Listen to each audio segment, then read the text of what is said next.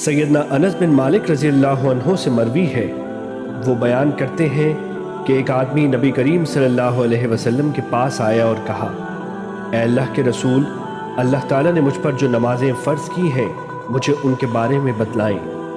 आप सल्लल्लाहु अलैहि वसल्लम ने फरमाया, अल्लाह ताला ने अपने बंदों पर 5 नमाजें फ़र्ज़ की हैं। उसने कहा, क्या मुझ पर इनसे पहले या इनके बाद भी कोई नमाज फ़र्ज़ है?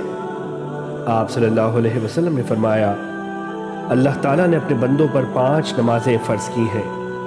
3 दफ़ा इरशाद फरमाया। फिर उस बंदे ने कहा, उस ज़ात की कसम जिसके हाथ में मेरी जान है, ना मैं इनमें किसी चीज़ की ज़्यादती करूँगा और ना कमी। आपने फरमाया, अगर ये सच्चा है तो जन्नत में दाखिल हो जाएगा। हदीस नंबर 1002, मुस्नद अहमद।